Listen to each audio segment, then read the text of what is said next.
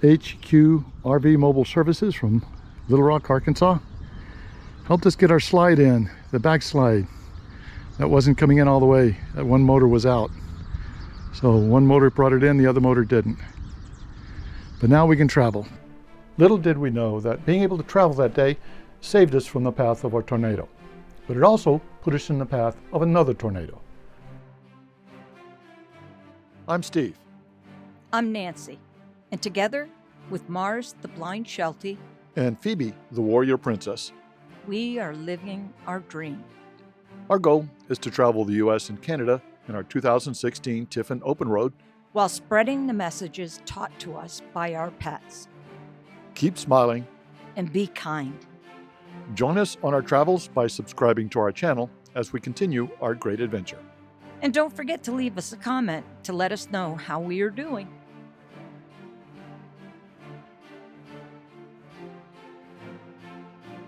Springtime is the natural time for those of us who full-time in our RV and head south for the winter to head north for the summer. So usually there are a couple of paths that you can take, but that year we were in Texas and we were going up to New Hampshire, and that took us directly in the path of what we call Tornado Alley or severe weather.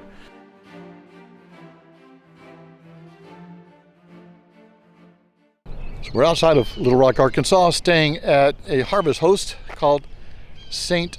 Joseph's Home, run by a nonprofit called the St. Joseph's Center. It used to be an old orphanage built in 1907, so we're gonna go take a look, see what they have inside. Love these historic sites. St. Joseph's Orphanage was a nice stopover.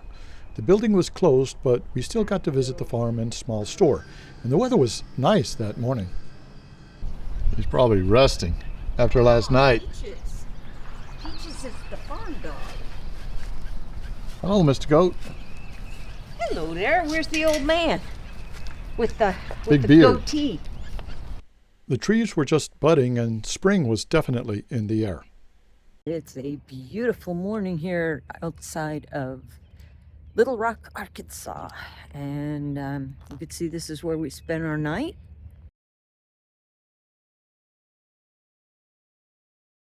As we all understand, here in the city of Little Rock in central Arkansas, and of course the state of Arkansas, we've all experienced a devastating tornado, which has created a state of emergency for the city of Little Rock, central Arkansas, and the entire state.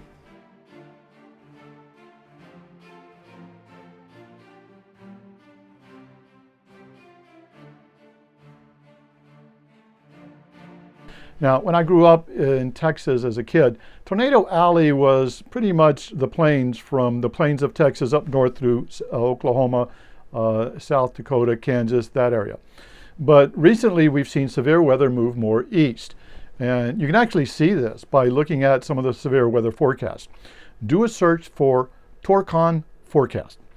Torcon is a tornado condition index going from 0 to 10, with 0 being no risk and 10 being the highest risk. And you'll see that severe weather, that risk factor has gone further east. And you have to keep this in mind when traveling in your RV. So that day was a nice peaceful day. We enjoyed our visit at the Harvest Host and we took off to Missouri. And we were listening to the weather, and that's when we found out about the tornado that struck just outside of Little Rock, within a mile of that Harvest Host that we were at. And when we got to our RV site in Missouri, we also knew that severe weather could be coming that way. So we made sure to tune into the local TV station from the campsite that we were at. And we also follow Ryan Hall Yall. We found that he's probably one of the most informative sources. He's on YouTube, and you can go to his YouTube live shots during severe weather.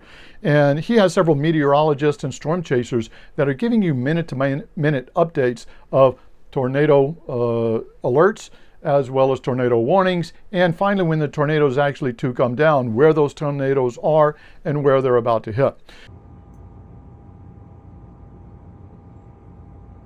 We've got a huge tornado outbreak getting ready to happen across a good chunk of the U.S., and we've got to get right into tracking all of these storms. We were actually watching him describe a tornado that was going just north of us in Missouri as we were looking out of our windows at that severe weather.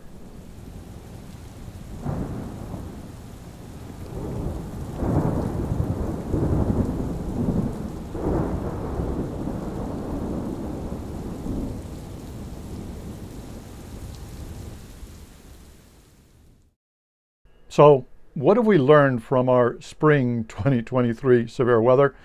Well, when you're planning your trip, understand that if you are going through this part of the U.S., that you're going to really want to pay attention to those severe weather forecasts.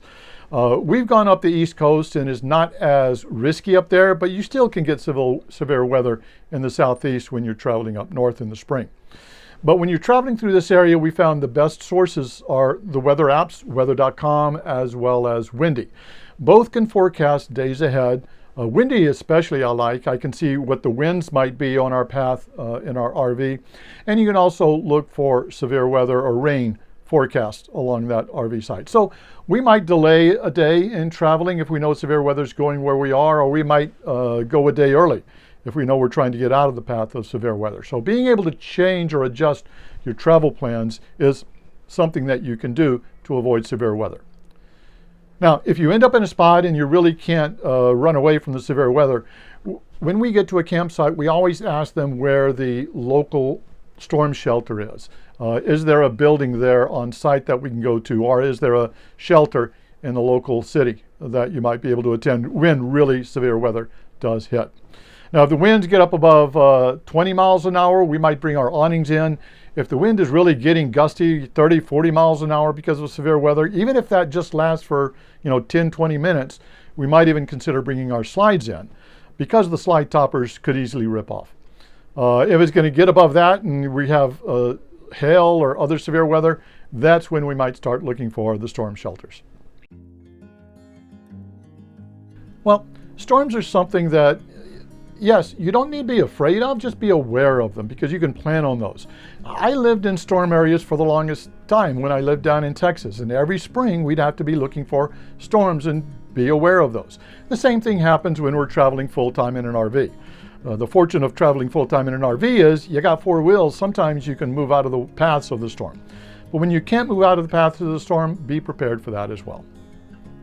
If you've experienced your own storm story in your RV, leave us some comments and let the others know about those stories and experiences and what you've learned from your experience with severe weather.